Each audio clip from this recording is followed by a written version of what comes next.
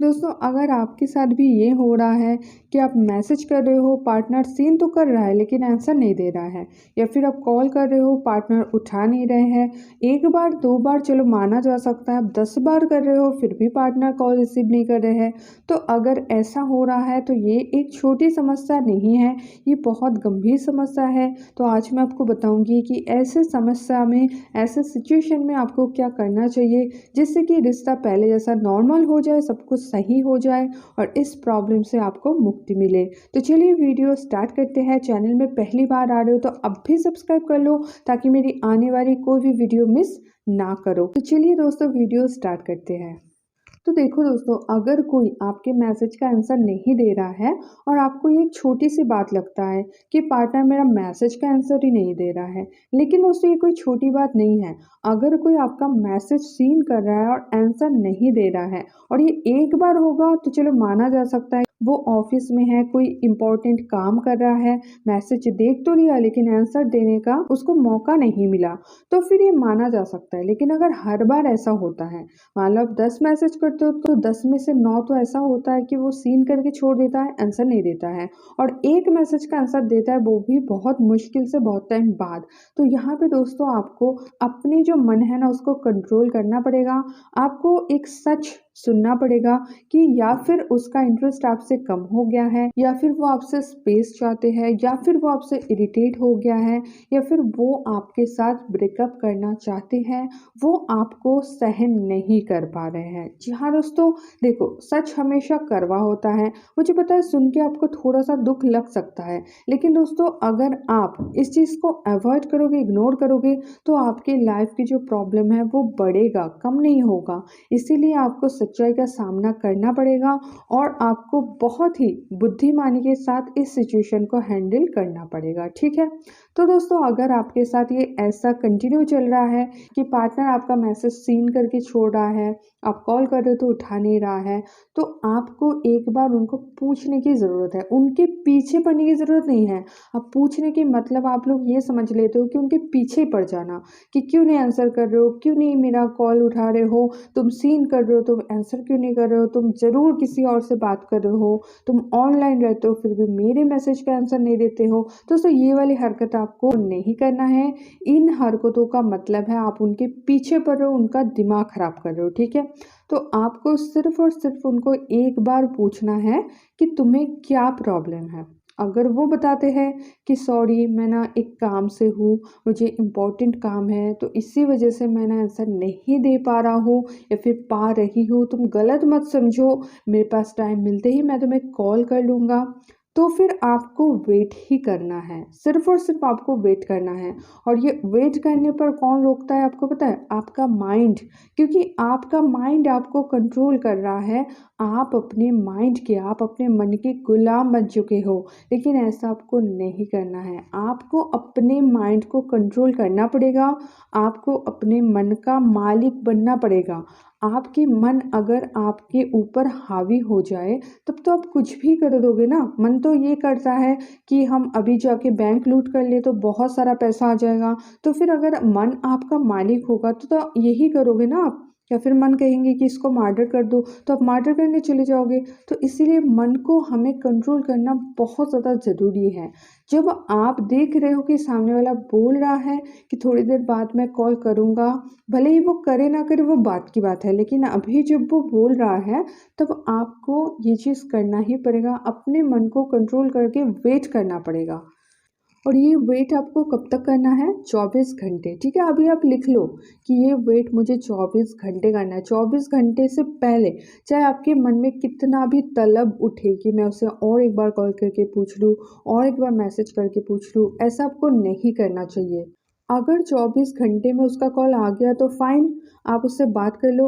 अगर 24 घंटे में उसका कॉल नहीं आता है तो ठीक है, आपको 24 घंटे बाद ही उससे फिर एक बार पूछना है कि देखो अगर तुम्हें मेरे साथ कोई प्रॉब्लम है तो मुझे तुम क्लियरली बताओ, ठीक है, यही बात आपको उनको बोलना है। तो फिर उनको समझ में आ जाएगा कि ये चीज़ आपके दिल पे लगा है और आप माइंड कर रहे हो, लेकिन ये जो आप हरकत करते हो ना, उसके पीछे पड़ जाते हो, रोना रोते हो, इससे वो कभी फील ही नहीं कर पाते हैं कि ये सारी चीज़ों से आपके दिल को ठेस पहुंच रहा है। वो बस अपने बचाव करके भागते हैं। वो सोचते हैं कि ये मेरे पीछे पड़ गया, अब मैं कैसे बचूं इससे। सिर्फ और सिर्फ भागने में उसका ध्यान रहता है, वो कभी आपकी फीलिंग्स के बारे में सोचते ही नहीं है। ये तो आप खुद सोचो ना, जब आप उसको मैसेज कर कर के थक जाते हो, आप कितना रोते हो, कितना दुखी हो, तो कितना स्ट्रेस लेते हो, लेकिन उनको कोई फर्क पड़ता है? नहीं पड़ता है ना, क्योंकि वो बस अपने जान बचा के भागने में लगे रहते हैं कि अरे ये मैसेज करना स्टार्ट कर दिया, अब तो करता ही रहेगा, अब तो मेरे पीछे ही पड़ जाएगा। तो वो इस पे फोकस करते हैं, वो आप पे फोकस कर ही नहीं पाते हैं बिकॉज ऑफ योर एक्ट। आपकी काम की वजह से, आपके हरकतों की वजह से वो इस चीज़ पे ध्यान दे ही नहीं पाते हैं। तो इसलिए दोस्तों आपको उनको 24 घंटे का मोहलत देना है।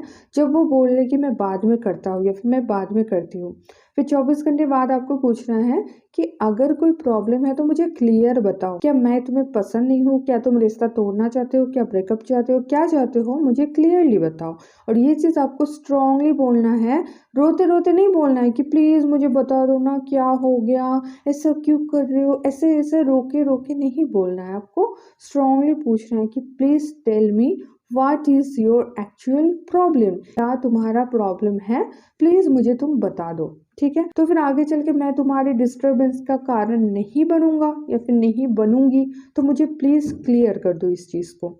और जब वो आप में इतना स्ट्रांगनेस देखेंगे ना, तो फिर वो भी थोड़ा-सा सँभलने पर मजबूर हो जाएगा कि ये जैसी-वैसी लड़की नहीं है या फिर कोई ऐसा-वैसा लड़का नहीं है कि मैं जो मर्ज़ी इसके साथ करूँ। तो फिर वो फिर सीरियसली सोचने पर मजबूर होगा कि नहीं, मुझे इतना इग्नोर इसको नहीं करना चाहिए, मुझे भी थोड़ा-सा सँभल के रहना चाहिए। लेकिन दोस्तों, दुर्भाग्य की बात ये है कि आप इतना मौका उसको देते ही नहीं हो। वो आपकी वैल्यू, आपकी स्ट्रांगनेस समझने से पहले ही बोर हो जाते हैं, समझने से पहले वो भागने लगते हैं आपकी हरकतों से। तो दोस्तों, इसीलिए आज से आप ये कसम खा लो, जब आप ये वीडियो देख रहे हो अभी से आप कसम खा लो, अगर कोई आपसे इरिटेट हो रहा है तो उसको आप और इरिटेट नहीं करोगे।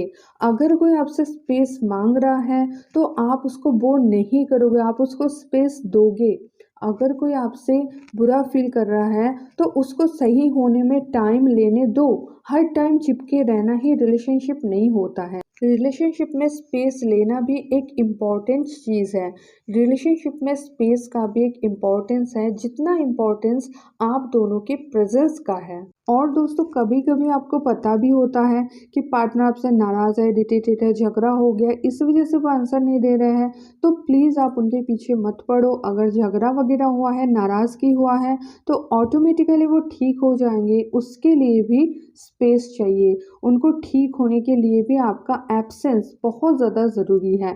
क्योंकि दोस्तों, ह्यूमन साइकोलॉजी की एक बहुत बड़ी सच्चाई ये है, जो चीज़ हमारे सामने एकदम से अवेलेबल हो जाते हैं ना, तब हम उनकी अच्छाई को कम देख पाते हैं और उनकी बुराई को ज़्यादा देखते हैं। और जब वो चीज़ हमारे आंखों के सामने से दूर चले जाते हैं, तब हमें उनकी अच्छाई ज़्यादा दिखाई पड़ता है और बुराई नहीं दिखाई देता है। तो ये एक बहुत ही डीप साइकोलॉजिकल फैक्ट है दोस्तों, अबाउट ह्यूमन साइकोलॉजी। तो इसीलिए आपको थोड़ा-सा उनके नज़रों के सामने से गायब होना पड़ेगा, बाहर जाना पड़ेगा उनकी नज़रों के सामने से, ताकि वो आपकी अच्छाइयों को फिर से याद कर पाए, फिर से वो आपकी अच्छाइयों को फ़ील कर पाए और फिर से आप दोनों की रिलेशनशिप मजबूत हो पाए, अच्छा हो पाए। लेकिन अगर आप उनके पीछे पड़े रहोगे तो ऐसा तो होने से रहा कभी नहीं होगा। ठीक है, तो आई होप आप लोग समझ गए हो कि अगर वो आपकी कॉल्स का आंसर नहीं देते हैं, मैसेज सेंड करके छोड़ देते हैं, तो आपको क्या करना चाहिए। दोस्तों, ये वीडियो सब में शेयर कर दो, क्योंकि मैक्सिमम लोगों का ये प्रॉब्लम होता रहता है और ये कोई एक छोटा सा प्रॉब्लम नहीं है। ठीक है, तो चलिए आज के लिए इतना ही। ऐसे वीडियोस रेगुलरली चाहते हो तो चैनल को सब्सक्राइब करना ना भूलना। और अगर आप मेरे साथ डायरेक्ट कॉल पर बात करना चाहते हो तो कॉल मी फॉर या फिर स्क्रीन पे दिए हुए नंबर पर पेड कॉलिंग बुक करके भी आप मेरे साथ डायरेक्ट कॉल पे बात कर सकते हो। तो दोस्तों, मिलते हैं नेक्स्ट वीडियो में, तब तक के लिए बाय।